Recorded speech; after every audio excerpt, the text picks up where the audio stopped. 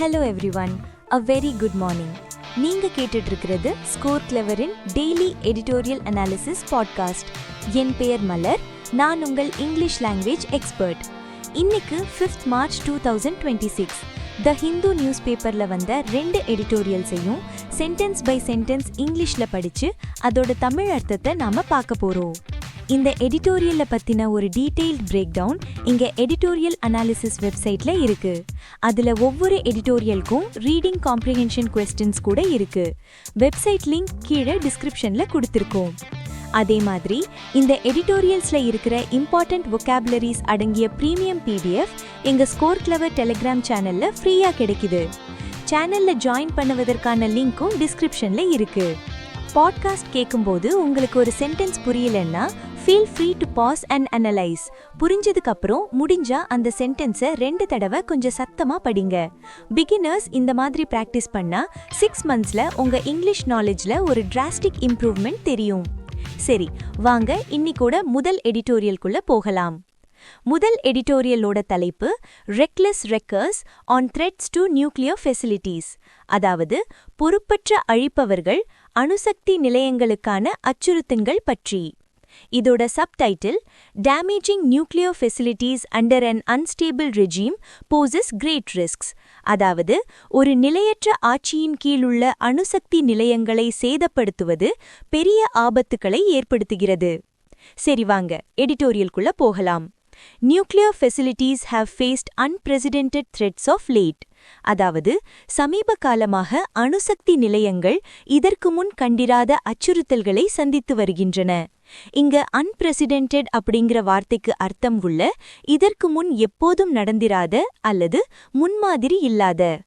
Since its capture by Russian forces in 2022, அதாவது 2022 ரஷ்ய படைகளால் கைப்பற்றப்பட்டதிலிருந்து Ukraine's Zaporozhye nuclear power plant has faced repeated shelling and drone strikes. அதாவது யுக்ரைனின் Zaporozhye அணுமின் நிலையம் மீண்டும் குண்டுவீச்சு மற்றும் ட்ரோன் தாக்குதல்களை எதிர்கொண்டுள்ளது. While Russia wished to be the sole nuclear-armed successor to the Soviet Union, அதாவது சோவியத் யூனியனின் ஒரே அணு ஆயுதம் ஏந்திய வாரிசாக ரஷ்யா இருக்க விரும்பிய நிலையில், Israel has viewed Iran's nuclear program as an existential threat. அதாவது இஸ்ரேல் ஈரானின் அணுசக்தி திட்டத்தை தனது இருப்புக்கே ஒரு அச்சுறுத்தலாக பார்த்தது. And has attacked its weapon sites since 2024. மேலும் 2024 முதல் அதன் ஆயுத தளங்களை தாக்கி வருகிறது. In 2025, the US launched targeted strikes against Fordo and Natanz. அதாவது 2025 அமெரிக்கா ஃபோர்டோ மற்றும் நட்டான்ஸ் மீது குறிவைத்து தாக்குதல்களை நடத்தியது. which enrich uranium. இந்த இடங்கள் யுரேனியத்தை செறிவூட்டுகின்றன. And Isfahan, a fuel cycle complex. மற்றும் இஸ்ஃபஹான் இது ஒரு எரிபொருள் சுழற்சி வளாகம். US President Donald Trump claimed they were obliterated. அதாவது அமெரிக்க ஜனாதிபதி டொனால்ட் ட்ரம்ப் அவை முற்றிலும் அழிக்கப்பட்டு விட்டதாக கூறினார். இங்க obliterated அப்படின்னா completely destroyed அல்லது முற்றிலுமாக அழிக்கப்பட்டது. But the IAEA found that the enriched uranium stockpile was largely intact at Isfahan. ஆனால் IAEA இஸ்ஃபஹானில் செறிவூட்டப்பட்ட யுரேனியம் கையிருப்பு பெரும்பாலும் சேதமடையாமல் இருப்பதாக கண்டறிந்தது. On March 2, the IAEA had said that the Bushehr and Tehran reactors had not been hit or damaged until then. அதாவது March 2 IAEA Bushehr மற்றும் Tehran அணு உலைகள் அதுவரை தாக்கப்படவில்லை அல்லது சேதப்படுத்தப்படவில்லை என்று கூறியிருந்தது. Although strikes on March 3 surfaced reports of damage to the Bushehr airport, according to Iran state media, and again in Natanz. இருப்பினும் March 3 நடந்த தாக்குதல்கள் புஷேர் விமான நிலையத்திற்கு சேதம் ஏற்பட்டதாக, அதாவது ஈரானின் அரசு ஊடகங்களின்படி, மற்றும் மீண்டும் நட்டான்ஸில் சேதம் ஏற்பட்டதாக செய்திகளை வெளிக்கொணர்ந்தன. The broader pattern of attacking nuclear facilities is worrisome. அதாவது அணுசக்தி நிலையங்களை தாக்கும் இந்த பரந்த போக்கு கவலைக்குரியது. Aside from overt attempts, அதாவது வெளிப்படையான முயற்சிகளை தவிர, At least one hacking attempt has breached the National Nuclear Security Administration. குறைந்தது ஒரு ஹேக்கிங் முயற்சி National Nuclear Security Administrationக்குள் ஊடுருவியுள்ளது. Which manages the US's nuclear stockpile. இது அமெரிக்காவின் அணு ஆயுத கையிருப்பை நிர்வகிக்கிறது. While ransomware groups have targeted global energy firms and Brazil's state nuclear operator. அதே நேரத்தில் ransomware குழுக்கள் உலகளாவிய எரிசக்தி நிறுவனங்களையும் பிரேசிலின் அரசு அணுசக்தி நிறுவனத்தையும் குறிவைத்துள்ளன. The Geneva Conventions prohibit states from endangering nuclear facilities. அதாவது ஜெனீவா மரபுகள் நாடுகள் அணுசக்தி நிலையங்களுக்கு ஆபத்து ஏற்படுத்துவதை தடை செய்கின்றன. If they release dangerous forces. அதாவது அவை ஆபத்தான சக்திகளை வெளியிட்டால். But neither the US nor Israel seems mindful of the risks. ஆனால் அமெரிக்காவோ அல்லது இஸ்ரேலோ இந்த ஆபத்துகளை பற்றி கவலைப்படுவதாக தெரியவில்லை. Iran has also accused the IAEA of spying for Israel. அதாவது ஈரான் IAEA இஸ்ரேலுக்காக உளவு பார்ப்பதாகவும் குற்றம் குற்றிட்டுள்ளது. Physically destroying a facility only removes one layer of risk. அதாவது ஒரு நிலையத்தை பௌதீகமாக அழிப்பது ஆபத்தின் ஒரு அடுக்கை மட்டுமே நீக்குகிறது. The humanitarian and environmental effects are often intractable. அதாவது மனிதாபிமான மற்றும் சுற்றுச்சூழல் விளைவுகள் பெரும்பாலும் தீர்க்க முடியாதவையாக இருக்கின்றன. இங்க intractable அப்படின்னா very difficult or impossible to deal with அல்லது சமாளிக்க மிகவும் கடினமான. A damaged reactor core or spent fuel pool could release cesium-137. அதாவது சேதமடைந்த அணு உலை மையம் அல்லது பயன்படுத்தப்பட்ட எரிபொருள் குளம் cesium-137 வெளியிடக்கூடும். A long-lived isotope that causes acute radiation sickness and contaminates land for decades. இது ஒரு நீண்ட காலம் வாழும் ஐசோடோப். இது கடுமையான கதிர்வீச்சு நோயை ஏற்படுத்துகிறது மற்றும் பல தசாப்தங்களுக்கு நிலத்தை மாசுபடுத்துகிறது. Radioactive particles can be carried by winds. அதாவது கதிரியக்க துகள்கள் காற்றினால் எடுத்துச் செல்லப்படலாம். Affecting global food security. இது உலகளாவிய உணவு பாதுகாப்பை பாதிக்கிறது. Damaging nuclear facilities overseen by an unstable regime also risks loss of custody of enriched uranium. அதாவது ஒரு நிலையற்ற ஆட்சியின் கீழுள்ள அணுசக்தி நிலையங்களை சேதப்படுத்துவது செறிவூட்டப்பட்ட யுரேனியத்தின் பாதுகாப்பை இழக்கும் ஆபத்தையும் ஏற்படுத்துகிறது. Such strikes do not achieve a strategic resolution. அதாவது இத்தகைய தாக்குதல்கள் ஒரு strategic ரீதியான தீர்வை அடையாது. And could in fact accelerate Iran's resolve. இது உண்மையில் ஈரானின் உறுதியை விரைவுபடுத்தக்கூடும். Marked by its shift of assets to deeper, more clandestine facilities. இது அதன் சொத்துக்களை ஆழமான மற்றும் அதிக ரகசியமான வசதிகளுக்கு மாற்றுவதன் மூலம். இங்க clandestineன்ற வார்த்தைக்கு secret அல்லது ரகசியமான அர்த்தம். Military force also destroyed the diplomatic and verification frameworks required for long-term safety. அதாவது இராணுவ படை நீண்ட கால பாதுகாப்பிற்கு தேவையான ராஜதந்திர மற்றும் சரிபார்ப்பு கட்டமைப்புகளையும் அழித்துவிட்டது. Leaving negotiations as the safest way to restore stability in the region. அதாவது பேச்சுவார்த்தைகளை மட்டுமே பிராந்தியத்தில் ஸ்திரத்தை மீட்டெடுப்பதற்கான பாதுகாப்பான வழியாக விட்டுள்ளது. Iran is already facing 60% inflation. அதாவது Iran 60% பணவீக்கத்தை எதிர்கொண்டிருக்கிறது. And the US can trade sanctions relief for IAEA monitoring. மேலும் அமெரிக்கா IAEA கண்காணிப்பிற்கு பதிலாக தடைகள் மீதான நிவாரணத்தை வழங்கலாம். Iran has also finalized long-term deals with Russia and China. அதாவது ஈரான் ரஷ்யா மற்றும் சீனாவுடன் நீண்ட கால ஒப்பந்தங்களையும் இறுதி செய்துள்ளது. In return securing air defenses and navigation systems to negate Western advantages. அதற்கு பதிலாக மேற்கத்திய நன்மைகளை முறியடிக்க வான் பாதுகாப்பு மற்றும் வழிநடத்தல் சிஸ்டம்களை பெற்றுள்ளது. And bringing Tehran back to the table could also reduce its dependence on these burgeoning partnerships. இங்க burgeoning என்ற வார்த்தைக்கு growing or developing quickly, அதாவது வேகமாக வளர்ந்து வரும்னு அர்த்தம். Conversely, military action risks refugee exodus from a population of 93 million. இதற்கு நேர்மாறாக இராணுவ படை 93 மில்லியன் மக்கள் தொகையிலிருந்து அகதிகள் வெளியேறுவதற்கு வழிவகுக்கும். இங்க converselyனா இதற்கு நேர்மாறாக and exodusனா a situation in which many people leave a place at the same time. அதாவது திரளான மக்கள் ஒரே நேரத்தில் வெளியேறுவது. Asymmetric retaliation against the USS Gulf bases, அதாவது அமெரிக்காவின் வளைகுடா தளங்களுக்கு எதிரான சமநிலையற்ற பதிலடி. And the inalienable threat of nuclear disaster. மற்றும் பிரிக்க முடியாத அணு பேரழிவு அச்சுறுத்தல். இதோட முதல் எடிட்டோரியல் முடியுது. இந்த எடிட்டோரியலோட டோன் என்னன்னு பாத்தீங்கன்னா கிரிட்டிக்கல். ஏன் அப்படி சொல்றேன்னா, ஆசிரியர் அணுசக்தி நிலையங்கள் மீதான தாக்குதல்களையும் அமெரிக்கா மற்றும் இஸ்ரேல் போன்ற நாடுகள் அதன் அபாயங்களை கண்டு கொள்ளாமல் இருப்பதையும் கடுமையா விமர்சிக்கிறார்.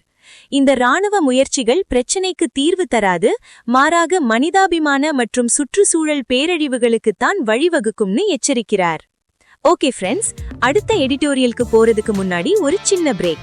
இங்கிலீஷ்ல vocabularies, idioms and phrases, phrasal verbsலாம் ஞாபகம் வச்சுக்க ரொம்ப கஷ்டப்படுறீங்க. சரி வாங்க, இப்போ ரெண்டாவது எடிட்டோரியலுக்கு போகலாம். ரெண்டாவது எடிட்டோரியலோட தலைப்பு bullying anthropic on AI firm Anthropic versus US government. அதாவது ஆந்த்ரோபிக்கை மிரட்டுதல் AI நிறுவனமான ஆந்த்ரோபிக்கும் அமெரிக்க அரசாங்கத்திற்கும் இடையேயான மோதல் பற்றி. இதோட subtitle The US's demands for maximum flexibility on AI use are dangerous. அதாவது AI பயன்பாட்டில் அதிகபட்ச நெகிழ்வுத்தன்மைக்கான அமெரிக்காவின் கோரிக்கைகள் ஆபத்தானவை. வாங்க கான்டென்ட்குள்ள போகலாம். Over the last few days, கடந்த சில நாட்களாக the US Department of Defense unceremoniously cast out the AI firm Anthropic.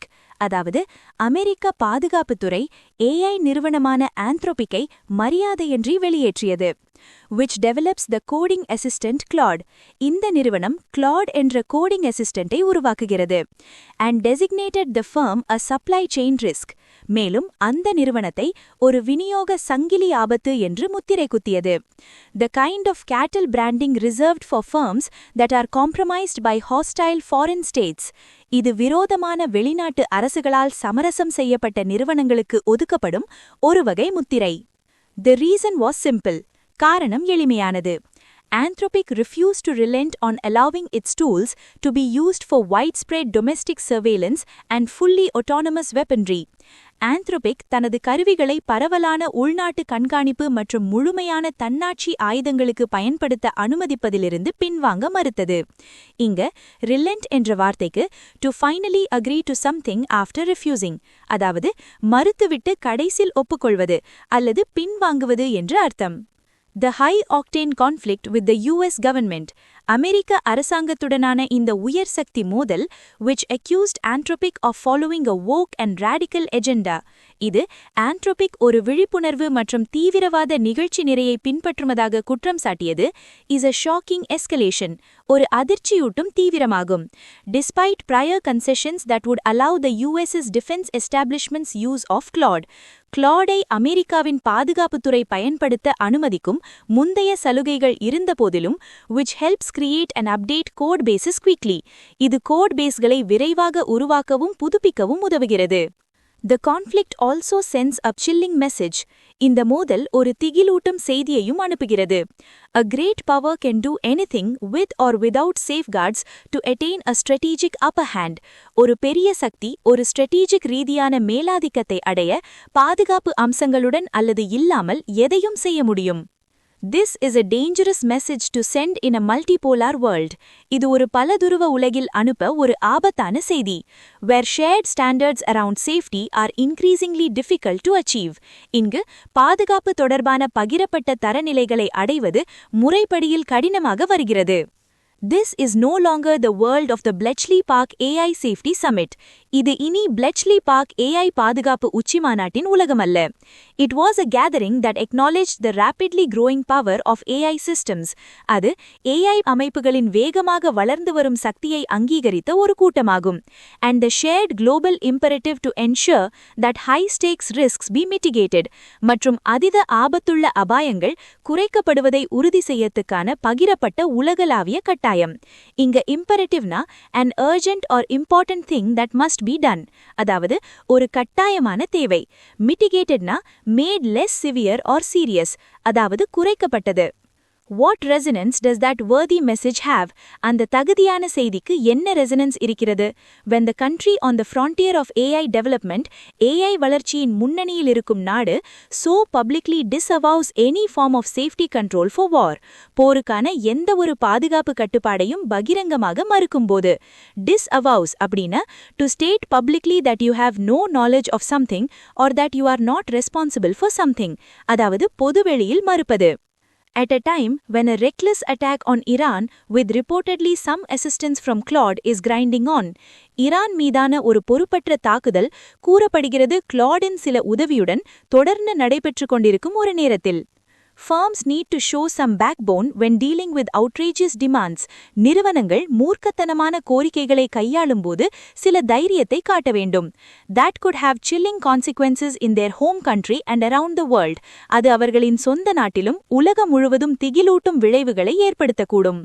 After all, if the US demands the policy space for domestic surveillance in such a full-throated fashion, எல்லாவற்றிற்கும் மேலாக America உள்நாட்டு கண்காணிப்புக்கான கொள்கை இடத்தை இவ்வளவு முழுமையான குரலில் கோரினால், இங்க full-throated அப்படின்னா expressed with great strength and confidence, அதாவது மிகவும் வலுவாகவும் முழுமையாகவும். Where does that leave countries where infiltrating the political opposition with spyware on their phones is already the norm? அரசியல் எதிர்ப்பாளர்களின் தொலைபேசிகளில் ஸ்பைவேர் மூலம் ஊடுருவுவது ஏற்கனவே வழக்கமாக உள்ள நாடுகளின் நிலை என்ன?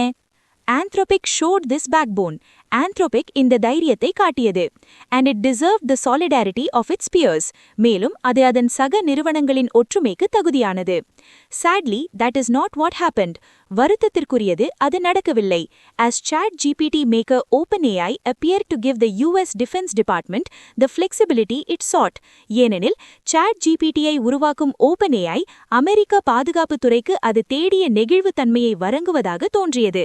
Just hours after Anthropic became persona non grata.